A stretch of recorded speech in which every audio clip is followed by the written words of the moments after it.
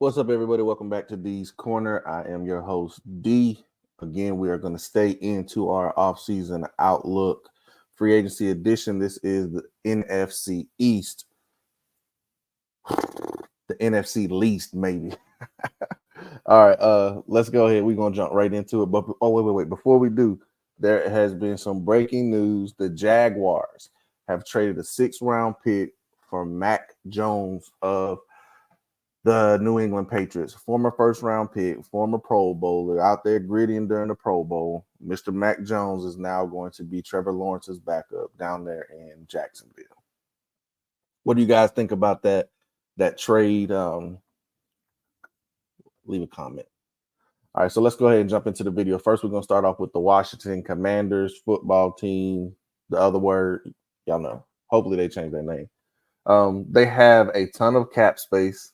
They also have a ton of needs. They are transitioning to a new coach. Dan Quinn has come from the rival Dallas Cowboys, and will he bring that defensive style, aggression to this Washington Commanders? Excuse me. They are going to need defensive ends. For this, they're going to need some rush ends. They do have 2 solid pieces in the defensive tackle department, so maybe they shouldn't be getting ran on like the Cowboys did. Obviously, when you have a defensive coach, you are going to expect defense, but this team needs a quarterback. Who do they take at the number 2 pick? Do they take a Jaden Daniels? Do they take Drake May? Do they trade up to try to get Cliff Kingsbury, his guy from USC, Caleb Williams, who would also be a hometown kid?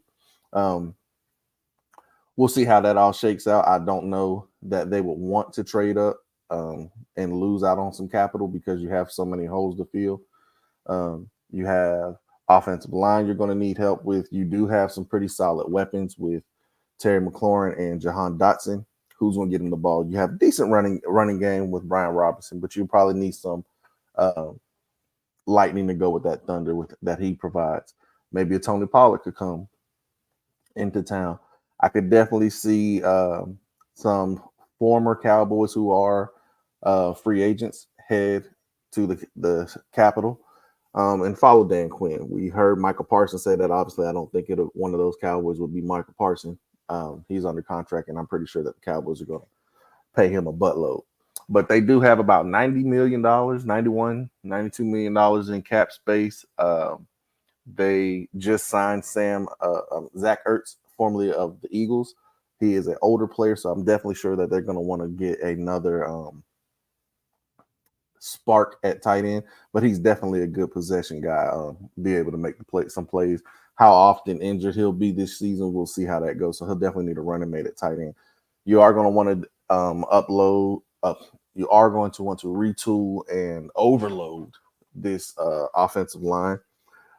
What are we going to do here at quarterback is going to be the main thing, but they are in a position to build the team through free agency and the draft for whoever they do decide is going to be their quarterback. Now, they are in a position where Philly is releasing a lot of players. Dallas is going to be in a cap situation, and New York Giants is just going to be the New York Giants. So this definitely is the off season for the Cowboys to try to make a splash. I mean, the Commanders to try to make a splash and move up in the division rankings. We know that this division hasn't won. It hasn't had back-to-back winners in some time. And I think the last time it may have been the Eagles to do it. This is always going to be considered the NFC least until things change. It's really been a 2-team race the past couple of years with the Philadelphia Eagles and the Dallas Cowboys. So Washington Commanders, this is your offseason. You have your coach. You have your offensive coordinator. Your defense should be solid. Dan Quinn always seems to have a top-tier defense. You shouldn't give up too much rushing yards like the Cowboys did because you have 2 solid guys in the interior in Deron Payne and Josh Allen, both from Alabama. So let's see how you guys, how much work you guys do starting tomorrow with free agency. Also, you have Sam Howell, who could be a trade trade bait. You know, you could is somebody who played decent the year before his final year in North Carolina. Everyone was talking about how great he was and all this and all that and what he, his potential could be. So maybe there are teams out there who could give a flyer. Like I said, we just saw Mac Jones, who was a former first round pick, go for a 6th-round pick. So let's see what they'll do with Sam Howell. Maybe they're keeping as a backup, but we'll see. All right, off to the next team, those New York Giants we were talking about. 9 times out of 10, I feel like they're going to lose Saquon Barkley. Saquon has stated that he would like to be a Giant, for the remainder of his career. If he's trying to get paid and he's trying to win, he's not going to be able to do it in New York. Not with the Giants. They're not going to pay the position. They're not in a position to win anytime soon. They gave Daniel Jones that money, and now they're talking about he could possibly be that they're definitely done with Daniel Jones, and there's a lot of buyer remorse was the words that were coming out of the combine. When you look at this team financially, does it make sense for them to go after Russell Wilson? Someone who can push Daniel Jones, someone who can compete, someone who's a winning quarterback, who has won a Super Bowl, someone who's not going to turn the ball over as much as Daniel Jones. And he's going to be cheap. I don't know that this team makes sense for Russell Wilson, but I think Russell Wilson, to a degree, makes some sense for the New York Giants. They're going to have to find weapons everywhere. Darren Waller's undecided on if he'll even continue playing or not, so he could possibly retire or be released. I'm sure they do not want that big contract sitting on the sidelines like he did this past season. You can't help injuries, but it happens. This team is really, really weird and disturbing to me because how do you consistently draft offensive linemen in the first round and your offensive line gets worse? Evan Neal from Alabama, Andrew Thomas from Georgia should be your 2 bookend tackles. You just paid Andrew Thomas a boatload of money. Evan Neal gets beat repetitively, so much to the point that your quarterback got hurt and you finished with Tommy DeVito as your quarterback. You're not going to have Saquon, who was the talk of the town. It looks like Xavier McKinney will no longer be there as well because they chose not to franchise tag either of these players. Asa Jackson is also a free agent. This team has a lot of holes. I don't see this team trading up. I don't see this team trying to rush a rookie quarterback. But then again, you have to look at it and think, is Brian Daboll on the hot seat? Came in. If I'm him, I'm talking to the owners. I'm talking to the gym like, hey, Daniel Jones was not my guy. I squeezed every bit of juice I could get out of that guy. You guys paid him crazy. He got hurt. Look what we had to work with. So does he need his guy? Now, someone who could intrigue me for this team is Justin Fields. Brian Daboll did a great job with Josh Allen. A bigger mobile quarterback, lively arm, a lot of the same traits Justin Fields has. Now Justin Fields has talked about it being cold in Chicago, so would he want to go to the New York Giants? Who's to say, especially with the talent that would be around him. He would be leaving one situation, probably for one bad situation, probably for a worse situation. So the New York Giants, they are going to have to find weapons. They're going to have to find quarterback. They're going to have to find defense. This team will be the last place going forward next year and possibly looking for a new head coach as well. So now let's go to those Super Bowl bound Cowboys this year that all the Cowboys fans will say. Dallas, first, let me talk to your fans. Can we just begin to be a little bit real? Just a little bit. Let's just be honest. You are a good team. You're not a Super Bowl team. You're not really a playoff team. You're not getting to the divisional championship round. Why is every single year y'all's year? What makes you guys believe that? Is it just that much blind faith as Cowboys fans? I just don't get it. I don't understand it. Dak Prescott is in a situation where he can hold the team hostage right now when it comes to money. I was a 4th-round pick. I excelled. You guys didn't want to pay me even when it would have benefited me as well as the team. and now you're going to want me to do something to benefit the team. Also, you have players' parents, players' siblings, including Dak's brother coming out talking about the culture, about Dak himself or about the team. You've had former players and Dalton Schultz speak up saying that how it's a zoo. And Jerry Jones did a great job of marketing the Cowboys, but the Cowboys haven't done a great job of earning that marketing. Outside of the triplets, I mean, this team, it's been 29 years since this team has been to an NFC championship game. That's a long time. That is an extremely long time for them to still be considered America's team, or every single year they're supposed to be going to the Super Bowl. For the last almost 30 years, you haven't even made it to the game before the Super Bowl. So what makes you guys think that? I don't know. Then you also have players that come out in things that could little cracks. You know, the small foxes destroy the vine. This could be one of those small foxes.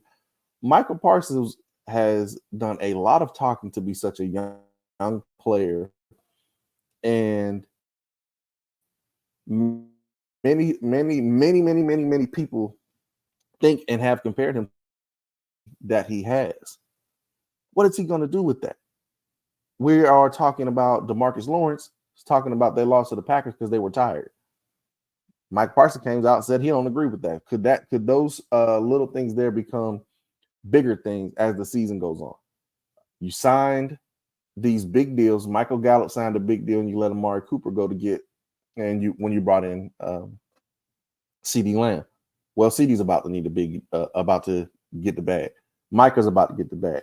Brandon Cook still has a pretty large contract, so you're going to have to cut Michael Gallup. How much dead money is that going to be? I'm not sure, but they're gonna have to cut him. No one's going to trade for him when this is an extremely deep wide receiver class. I'm not going to give up draft capital for a player who hasn't looked the same since he's injured his knee. That's just that. Now, once he's released, maybe there'll be a team to take a flyer on him. But right now, I don't think anyone would trade. You have Trayvon Diggs will be coming back from a major knee injury. Also, you're changing and switching to a different defensive scheme. These cornerbacks, there's no secret sauce to what Dan Quinn was able to do. You had 1 year where Trayvon Diggs had how many interceptions and almost broke the interception per season record. The next year, Deron Bland, who was supposed to be your third or fourth corner, steps up and he breaks the record for most interceptions returned for touchdowns in a season. This team has been predicated on what they're able to do speed-wise on defense. They're able to jump those short routes, but they also can get beat on double moves, especially if you're able to run the ball, especially if you're able to keep that defensive front honest, especially when you have 205-pound linebackers going up against 240-pound backs. Just doesn't make sense. 300-pound offensive lineman, a 205-pound linebacker. That just doesn't make sense. All the time, all of the talent this team has had, I think this is the top team, if I'm not mistaken, that has drafted the most Pro Bowlers and has not been to an NFC championship game or a Super Bowl. That is ridiculous, in my opinion. Jerry Jones, you got to get out the way of this team. Allow whoever you're going to coach, if you're going to let McCarthy run it, which it looks like it this year, let him run it. Let him do what he needs to do. We never heard about the ownership group in Green Bay stepping in and doing X, Y, and Z, and McCarthy was able to win a Super Bowl. This is not a extremely hard division to play in. The NFC East, the Cowboys and the Eagles, it has been those two teams. And with the Eagles having so much talent that they are losing due to age, due to cap, whatever the case may be, it's time for you guys to do what you need to do. But you can't do it you can't do it the way you're operating, the way you've been operating. That's literally the definition of insane. So Cowboys fans, hopefully this is y'all's year. Let's be real. Now let's go to the NFC. No. This was the runner-up. The Cowboys were actually the winners. The Philadelphia Eagles. Where are we?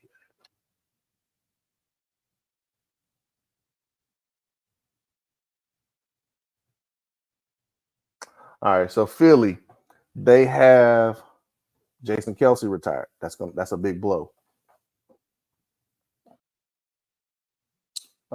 Sorry about that. Jason Kelsey retired. That's a big blow. What will they do with James Bradbury? I think they'll probably release him. I'm shocked that he hasn't been released yet. They did cut Kevin Byard.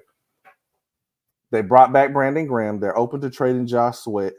It's Fletcher Cox could retire. DeAndre Swift's a free agent. What are we going to do here?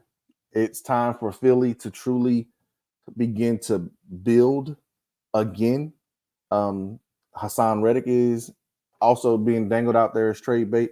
But I like what this team has always been able to do. It seems like they're not afraid to make in-season trades. They're not afraid to go and draft the players that they need. And if you look over the past few drafts, they have been Georgia heavy, but it's also been defensive heavy. So you had a lot of older guys on the defense who are now either in their final year, coming back for that last run, or leaving. When you lose Fletcher Cox, but you get Jordan Davis and a Jalen Carter, you're good. If you lose a Brandon Graham, which you brought back, but if you lose Josh Sweat, but you have Nolan Carter, Nakobe Dean at linebacker, his health obviously, but you could possibly lose Bradbury, and then you have how many corners that they drafted? Keely Ringo, will he be able to step up? Reed Blankenship in the second and at the safety position, Sidney Brown at the safety position. So they have done some retooling throughout the past few years on that defensive side. Now, what you losing Jason Kelsey, Lane Johnson is also getting up there in age. What could you do there? They did draft Landon Dickerson and Scruggs, I believe is the last name, from Boston College and Alabama, respectively. One of those guys can play center and guard. They've been both playing guard because Kelsey was there at center. We'll see where that goes. I believe that this team will go offensively.